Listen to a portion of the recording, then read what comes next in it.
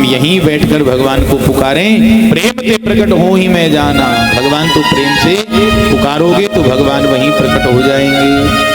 ब्रह्मा जी साधु साधु कहते हैं बहुत अच्छा बहुत अच्छा। तब देवताओं ने मिलकर भगवान की स्तुति गाई। जय जय सुर नायक जन सुखदायक अनंत पाल द्विज हितकारी जय असुरारी सिंधु सुता प्रिय करता पालन सुर धररी अद्भुत कररी मरम जानी गोरी जो सहज कृपाला दीन दयाला अनुग्रह सोई जय जय अविनाशी सर्वगतवासी रामक परमानंद अभिगत गोपीतम अरपुनीतम माया रहित मुकुंद विरागी विरागी अति अनुरागी विगत मोहनि भृंदा निशाचर जावहि गुण गण गावहि जयति सच्चिदानंद श्री सृष्टि उपाय वेद बनाए संग सहाय हमारी चित हमारे भगति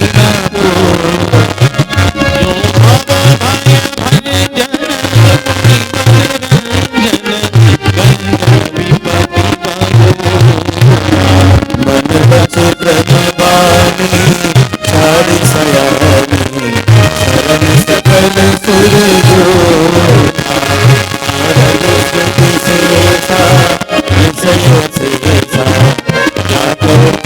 नहीं जाना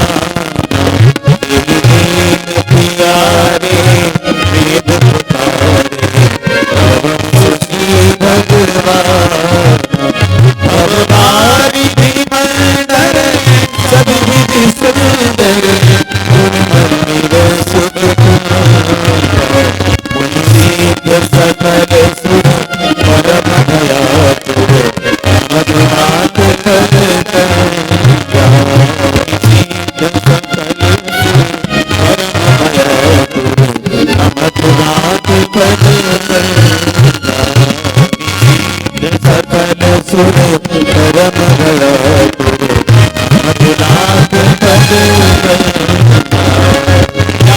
सुर परम समय सुर भूमि सुनी भजन सने सने गगन गिरा गंभीर भई हरनि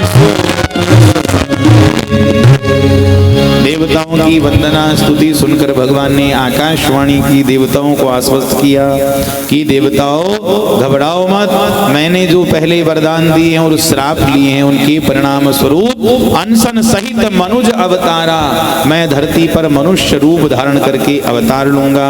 कश्यप अदिति महातप कीना, कश्यप जी और अदिति मैया ने खूब तप किया है और मैंने उन्हें वरदान भी दिया है। ते दशरथ कौशल्या रूपा, वे दशरथ जी और माता कौशल्या के रूप में अवध में प्रकट होंगे, अवध के सम्राट बनेंगे दशरथ जी। और मैं परम शक्ति समेत अवतरूं अपनी पराशक्ति अपनी कृपा शक्ति योग माया आद्या शक्ति और अपने अंशों के सहित चतुर्व्यूह रूप में मैं अवतार धारण करूंगा। आप सबका दुख मैं निवारण करूंगा, आपकी विपत्ति का मैं समाधान करूंगा। भक्तवत्सल भगवान की प्रिय वाणी सुनकर सब देवता गदगद हो गए। ब्रह्मा जी ने कहा जल्दी से काम करो, बानर तनु धरी धरी मही हरि पद सेवं जाए। अब तुम जितने भी देवी देवता हो सब वानर रूप धारण करके ऋक्ष वानर बनकर धरती पर प्रकट हो जाओ प्रभु की सेवा करने के लिए।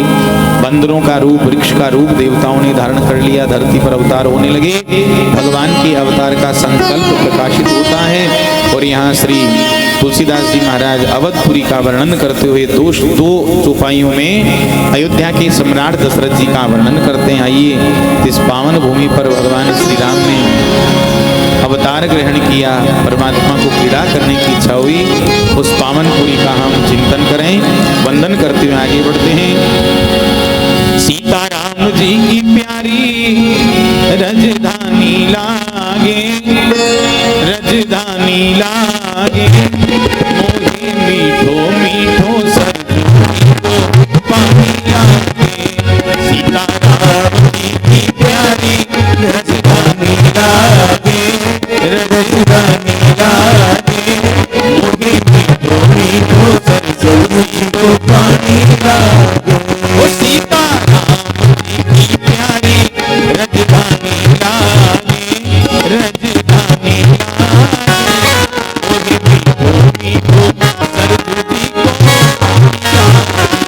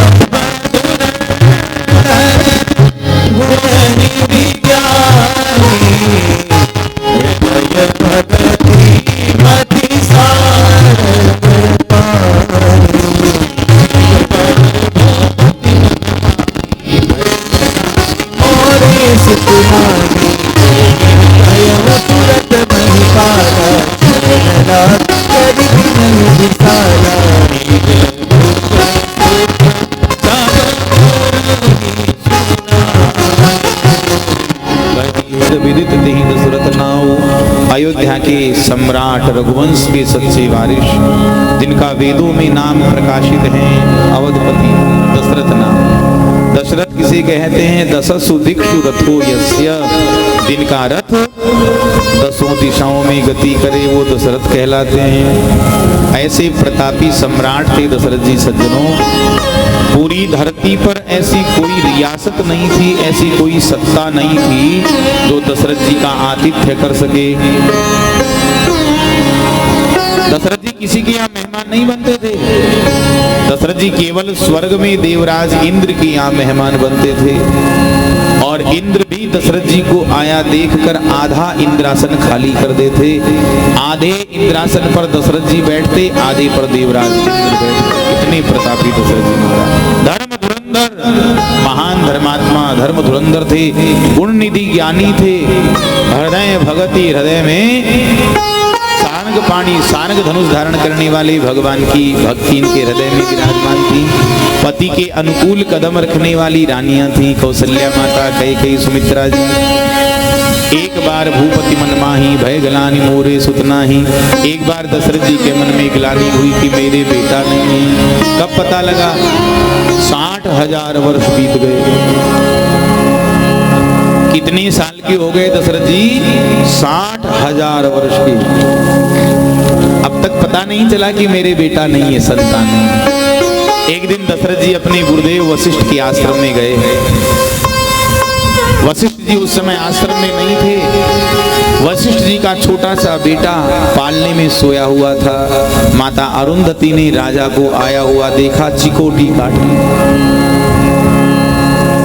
जैसे ही चिकोटी काटी, बच्चा जोर जोर से रोने लगा। दशरथ जी ने पूछा, माँ ये बालक क्यों रो रहा है?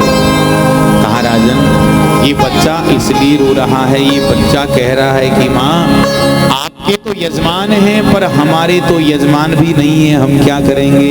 हम किसके पुरोहित बनेंगे? हमारे तो कोई यजमान नहीं है।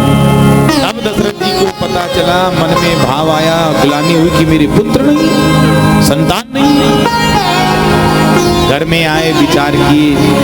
देखो, कोई कितना भी बड़ा प्रतिष्ठित व्यक्ति बन जाए, कितना भी कीर्ति प्राप्त कर ले, कितना भी वैभव संपन्न हो जाए, ऐश्वर्यशाली बन जाए, पर जीवन में अपूर्णता तो रहती ही रहती। कहीं ना कहीं जीवन में अपूर्णता रहती है। आप हंसते हंसते इस बात को स्वीकार करें या रोते रोते इस बात को स्वीकार तो करना ही पड़ेगा कि जीवन में परिपूर्ण कोई हो ही नहीं सकता। अपूर्णता तो रहती ही रहती। गुरुदेव कल बढ़िया सेटिंग थी तुम्हारे माइक की, आज गड़बड़ा दी हो सारी।